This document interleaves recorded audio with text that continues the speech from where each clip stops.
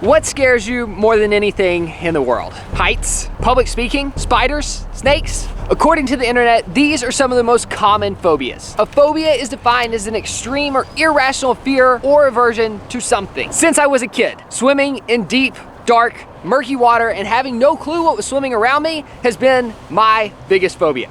So today, I am facing my biggest fear and undertaking one of the hardest physical challenges of my entire life as Kara and I attempt to swim 1.5 miles in cold, open water from the infamous Alcatraz prison to the shores of San Francisco. Woo! It's cold! Let's just look.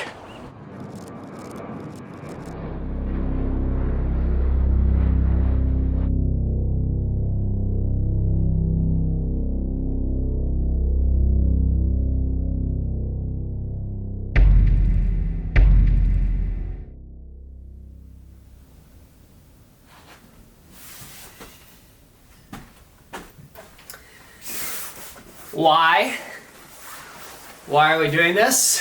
Whatever possessed me to think that this was a good idea? Those are the questions that I've been asking myself over and over again as the swim gets closer, and I've had to remind myself why I signed this up. I'm wondering the same. I actually have the email pulled up that sparked this entire idea. But before I read it, let me give you some context. So last year we signed ourselves up for some physical challenges, like riding a tandem bike 450 miles across Iowa, climbing the vertical elevation of Mount Everest without sleeping, and running my first marathon. So I guess that's what inspired this lady named Sarah to send this very simple email. It says, I have a feeling you may like this adventure. I can put you in touch with someone to organize a swim from Alcatraz to San Francisco if you guys are interested. That was the first time I'd ever heard of anything like this. I didn't know that people swam from Alcatraz to San Francisco. And my immediate reaction was to silently say to myself in my head, you could not pay me $1 million to swim in those shark-infested waters. Heck no. I didn't say it silently. But the more I thought about it, the more I started to get this sick feeling in my stomach because I knew that it was something that I needed to do, to face an irrational fear head on. And for some reason, Kara agreed to do it with me. I have no idea how you got me to agree to this. So neither one of us are really looking forward to it, but I think we both know deep down that tomorrow morning we're going to come out of the water better people than we entered it. And it's that feeling and that personal growth that we're chasing to become better versions of ourselves. But sometimes it requires doing really uncomfortable things. So this morning I've been doing research online to prove to myself logically that we aren't in any real danger. According to the Australian Institute of Marine Science, every year 10 people are killed from shark attacks, but 150 people are killed by falling coconuts. So the chances of us getting eaten by a shark when swimming in the San Francisco Bay is pretty much zero. We were actually 15 times more likely to die from a falling coconut on the island in Panama. That actually did almost happen. Oh my goodness, we almost died. Oh? If I'm being completely honest, I didn't sleep good last night and I feel kind of nauseous today. You ready? No. We had a whole day in San Francisco before waking up at sunrise to attempt the swim. So we thought we'd go out and lay eyes on Alcatraz for the first time. For some reason, we thought seeing the route we'd be swimming might help calm our nerves a little bit. This is the beach that we're supposed to be finishing our swim on tomorrow. We're trying to visualize success. That little dot out there, that's Alcatraz. I'm really scared. I can't decide if being here is making me feel better or worse. Since tomorrow's swim was inspired by prisoners who tried to escape Alcatraz, we hopped on a ferry to go see the infamous island for ourselves. And if it looks warm out here because it's sunny, it's not. Mark Twain once said, the coldest winter I ever experienced was the summer I spent in San Francisco. What used to be home to hundreds of America's most dangerous criminals has now been turned into a museum visited by over 1 million tourists per year. The prison was closed in 1963, but it eerily feels like the last prisoner could have left just yesterday. I've never been in a prison before. Have you? No. It feels surreal after watching the movie. Escape from Alcatraz looks just like it. Start digging, so keep an eye out for the bulls. They probably filmed here. They probably did film here. We're learning about the prison. There's an audio tour in the bag. This is the cell that they escaped from. 3 guys escaped in 1962, and they still don't know whether they lived or died. Even though Alcatraz's history is fascinating, most of the stories about this place went in one ear and out the other. All we could think about was the swim. But one thing was obvious. This would have been a miserable place to be locked up, and we could see why people would be willing to risk their lives swimming the bay for a chance at freedom. For some reason, the swim feels way more intimidating from over here on the island than it did when we were standing over on the beach. I think I was visualizing being finished when we were over at the beach, and I'm visualizing having to start the swim here.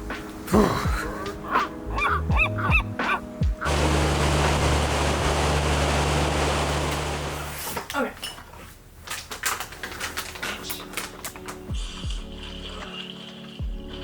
This guy did an Ironman in Antarctica, so makes Alcatraz look easy.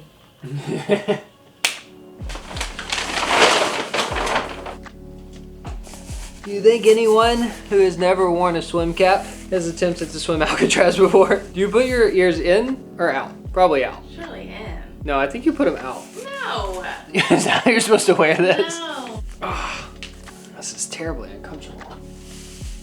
Is that how it works?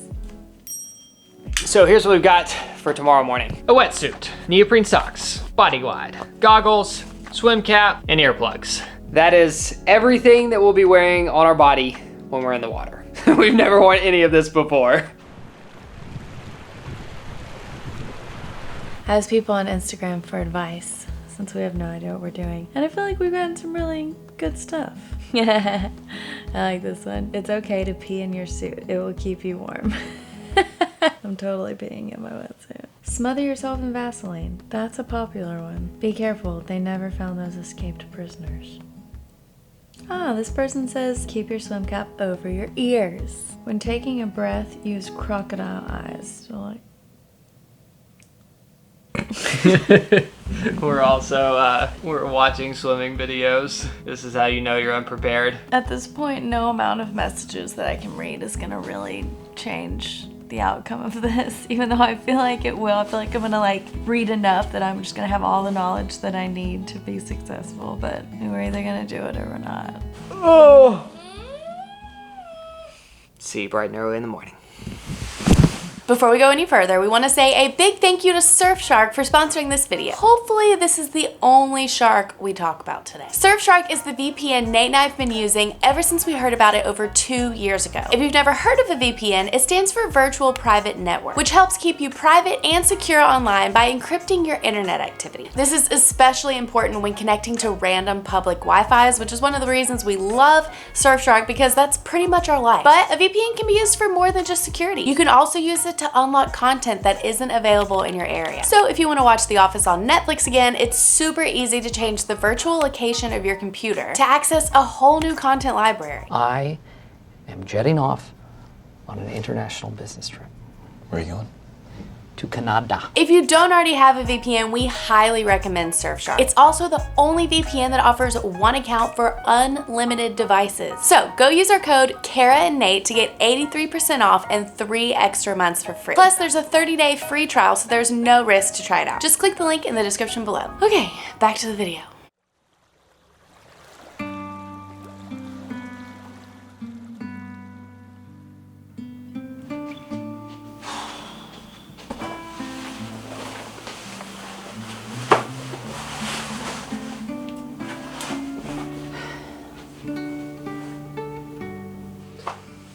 Today's the day. 2 hours until we swim. I did not sleep well last night. Nate must have been extra nervous because I woke up 3 different times and he had pulled all the covers off of me. I think I was just like, not in the water.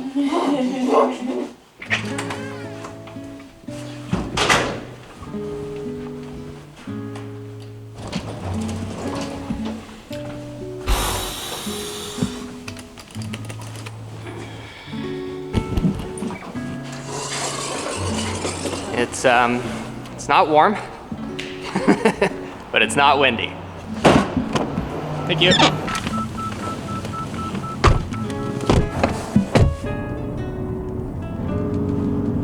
We're swimming from Alcatraz. So, we have to swim there, yeah? My first time on the Golden Gate Bridge.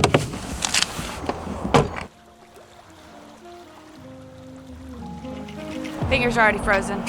To give you an idea of how cold it is, my ears hurt from being exposed. Oh man. All right, we've come down to the marina that's just on the other side of the Golden Gate Bridge to meet up with Brian, who is gonna be the pilot of the boat that is gonna make sure that we don't drown today.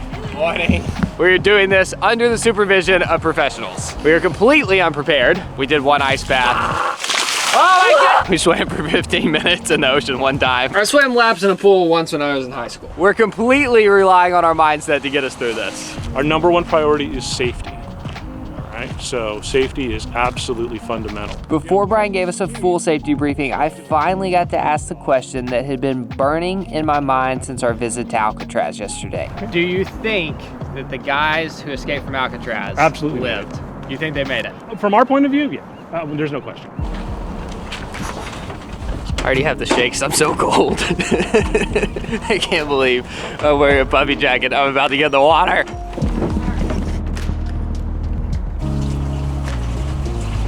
Here we go. Well, we're committed. We're in the boat at least. We made it this far. So like the next biggest challenge is going to be getting my body in the water when I'm already shaking.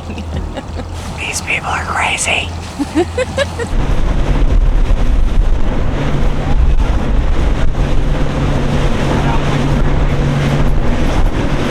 So if you look over here, those three buildings combined are called Fort Mesa. That's going to be our first sighting location. Pick one of the three of them. It doesn't matter which one. I just want you to swim toward them.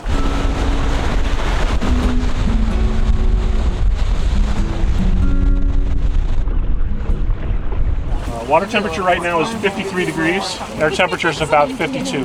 We just spotted a well spout over here, and I've never been less excited to see a well in my entire life. What are we doing? I'm not being dramatic for the video. I literally feel like I'm going to vomit right now.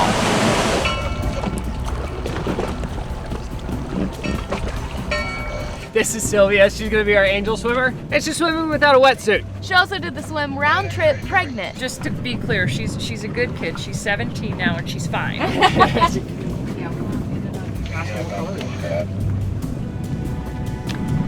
then on the forehead. There you go. I don't know if it's the cold or my nerves, but I can't even talk without my voice shaking right now. Oh my goodness, what are we doing? All you got to do is swim. We got everything else for you. Oh my gosh, we're actually getting in this water.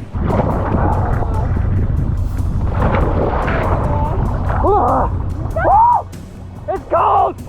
I'm alive! I'm alive! Focus on your exhale. You got this. Let's go have fun! Fort Mason! Here we go! See you on the beach! We'll see you there! Oh my gosh! You ready to start swimming? I'm ready. Alright, let's go. Okay. When we first jumped in the water, we were running on pure adrenaline.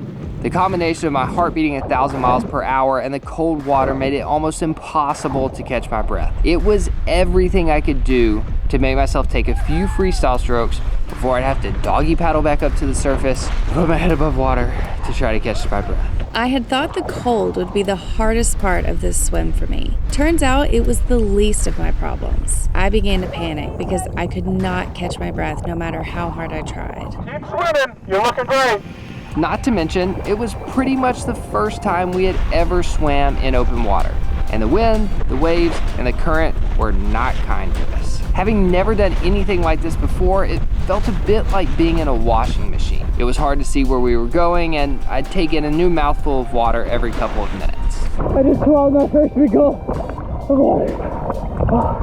What are we doing?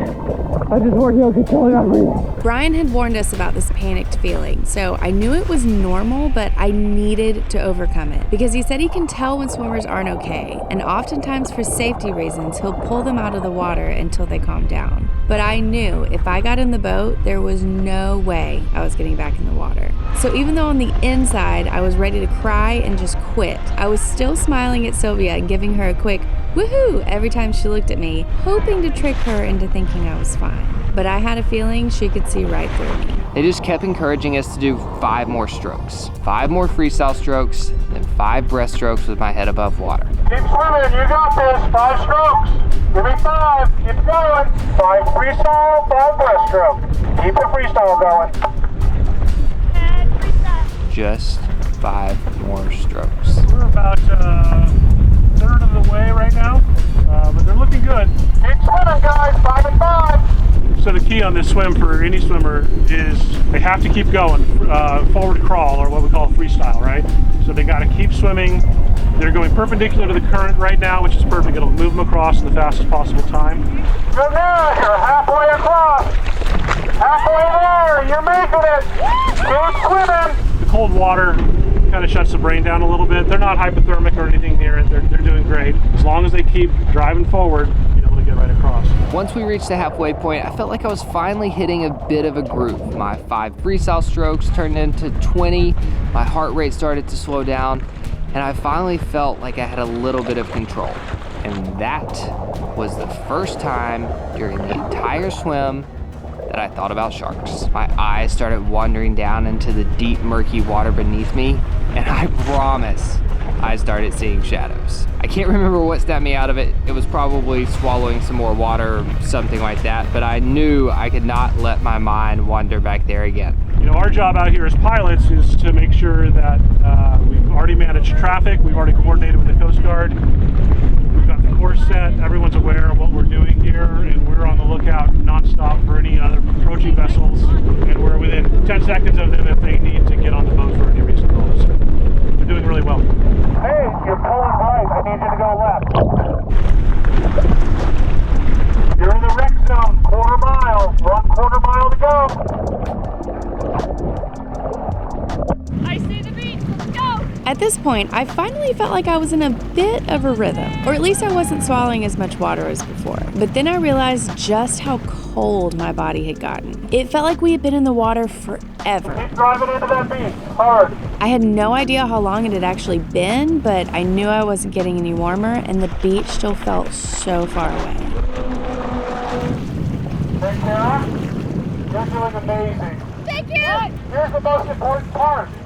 Keep it up. You're gonna beat him into the beach. Girl power, beat him to the beach. You got this.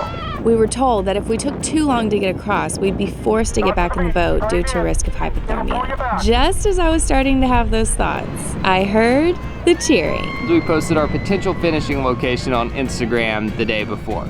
We didn't know if anyone would actually show up, but I cannot tell you how much we needed every single one of those cheers as we neared the end of the swim.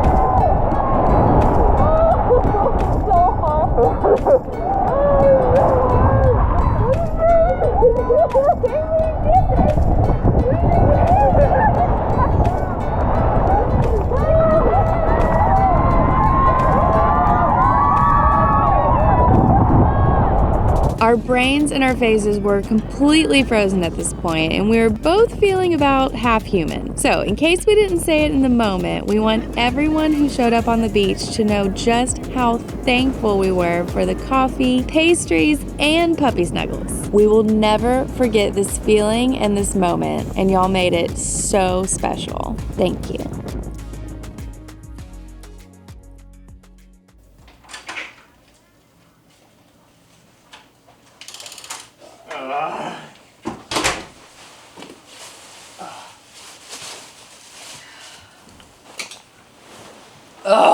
I feel like I am a completely different person walking into this hotel room than I was when we left, like just a couple hours ago. That was the hardest hour of my entire life. Yeah. It was an hour of asking myself every 30 seconds if I was going to live. It's not like, you know, we're trekking straight up a mountain and can like stop and take a breather. Like there's no breathers. You had to constantly fight through panic. Yeah, I mean, I literally fought it the entire time, but there were at least 5 times where the panic was definitely at another level. I would continue inhaling, but I felt like I could never fully just exhale. And I would just think about them like looking at me and knowing I wasn't okay and telling me to get back on the boat. And that just was not an option. And as soon as I thought about that, all of a sudden I could breathe and I would start swimming again. I don't think I swam like a normal person until the second half of the swim. Also, I'm pretty sure I drank half of San Francisco Bay. Yeah, that was the other hard part. Is as soon as I'd be like, okay, I've done the breaststroke for a few times. I'm ready to go. Water. And then you just kind of have to reset again. Or and then Sophie would be like, why don't we try 10 more freestyles? I'd be like, but you don't understand. I'm drinking the water. So I'll sum up the swim in the 3 phases that I went through. The first half was just me fighting through panic, trying to figure out how to swim. Second half of the swim was me thinking that I was gonna get too tired or too cold to make it. And then the last couple hundred meters felt like an eternity. It felt like I'd swim as hard as I could for like 20 strokes and I'd look up and I was no closer. And 20 more strokes, no closer. I feel like I was the complete opposite of you. First 5 seconds I'm in the water and my wetsuit's filling up with water. I'm like, this is cold and terrible. But then as soon as we started swimming, I was like, it's not that cold. And like Sylvia was like hype girl next to me the whole time. I'm like, we totally got this. At one point, I had the thought, I wonder if anybody has ever done the breaststroke all the way to the beach, because that's probably what I'm about to do. Phase 2 was, that's Alcatraz. And that's the beach. And I don't feel like I've gone anywhere. At one point they were like, turn around, look how far you've come. I was like, oh, we haven't gone anywhere. So I'd say for me, about halfway is when I started panicking. Like, I'm getting really tired. My hands were numb at this point, and I just kind of felt like I was just like slapping the water and I wasn't actually moving anywhere. Halfway through the swim, I was like, I'm not sure I've actually swam. Then phase 3, Sylvia's like, look, that's the beach. It's right under that dome. And I saw it, and all of a sudden I was like, we're here. Oh. The people at the beach, when I heard their screams, I don't know what came over me. I swear my last 20 strokes were the fastest the entire swim. I think it was like the social pressure, like I knew people were watching at this point. Look like a good and I swim. didn't want to look like a wounded animal. I came out and I was like, yes, I made it to dry land. And then as soon as I came out of the water, I was like, oh, I can't feel my face at all. And it was so hard to crawl up those rocks. That's probably like top 3 highlights of my life, but I literally could not feel my face. I was just in this permanent like. Thank you to everyone who came out. I'm sorry we couldn't spend more time there, but your cheers were greatly appreciated at the very end. I don't even know what As soon as my I face was doing. came out of the water, I thought Kara was gonna be happy, and she was just like sobbing on the beach. It seems to be a theme. And now we get to go drink wine in Napa Valley! Oh, I need a nap first. After I take a bath. I'm never taking off this jacket. I seriously think I'm gonna turn the water on as hot as it'll go and draw a bath and soak in it. You do whatever you want to do. Okay.